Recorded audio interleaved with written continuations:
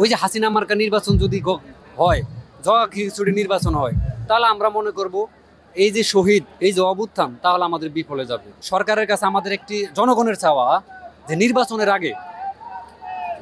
আগে অবৈধ অস্ত্রগুলো উদ্ধার করতে হবে, নির্বাচনের আগে শীর্ষ সন্ত্রাসীগুলোকে গ্রেপ্তার করতে হবে, নির্বাচনের আগে প্রশাসনকে ঢেলে সাজাতে হবে। আসলে আমরা ফ্যাসিবাদের বিরুদ্ধে আন্দোলন এবং সংগ্রাম করেছি এই জন্য যে দেশের মানুষ আদালতে যায় যেন ন্যায়সঙ্গত বিচার পায়।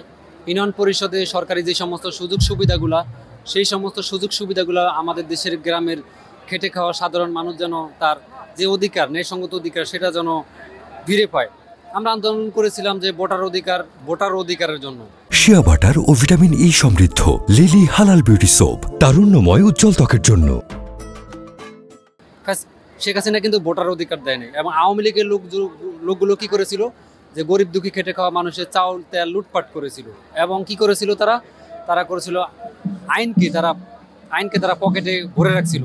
তারা সাধারণ মানুষকে মানে কথা বলার অধিকার দিত না। তারা জবরদখলি মানুষের উপর অন্যায় অবিচার, গুম খুন নির্যাতন নিপীড়নের স্পিরিট রোলার চালিয়ে দমন পীড়ন করে তারা ক্ষমতার মসনদে বসে থাকতে চাইছিল। কিন্তু দিন শেষে তারা যখন দেশের ছাত্র জনতা নিজের জীবনকে জীবন মনে করে নাই, রক্তকে রক্ত মনে করে নাই, ফ্যাসিবাদের বিরুদ্ধে রাজপথে নেমে এসেছে, তারপরে ফ্যাসিবাদের আসলে উত্থান আর পতন, হাসিনা দিন শেষে পালাতে বাধ্য হয়েছে।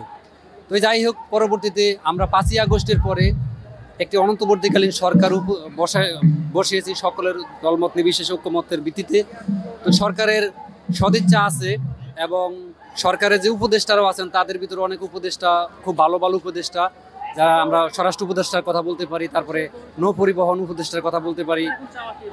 আসলে আমাদের চাওয়া হচ্ছে যে সরকারের কাছে আমাদের একটি জনগণের চাওয়া যে নির্বাচনের আগে অবৈধ অস্ত্রগুলো উদ্ধার করতে হবে, নির্বাচনের আগে শীর্ষ সন্ত্রাসীগুলোকে গ্রেপ্তার করতে হবে, নির্বাচনের আগে প্রশাসনকে ঢেলে সাজাতে হবে। ওই যে হাসিনা মার্কা নির্বাচন যদি হয়, জগা খিচুড়ি নির্বাচন হয়, তাহলে আমরা মনে করব এই যে শহীদ, এই যে অভ্যুত্থান, তাহলে আমাদের বিফলে যাবে। অতএব আমি সরকারের কাছে আমাদের বিনীতভাবে অনুরোধ থাকবে, প্রশাসনকে যত ধরনের সহযোগিতা লাগে আমরা জনগণ করব, এবং সরকারকে যত ধরনের সহযোগিতা করা লাগে আমরা করব। হাসিনা মার্কা নির্বাচন যেন দেশে না হয়। আপনি নির্বাচনের আগে সন্ত্রাস ধরতে হবে, এবং একটি ফ্রি ফেয়ার ইলেকশনের নির্বাচনের আয়োজন করতে হবে।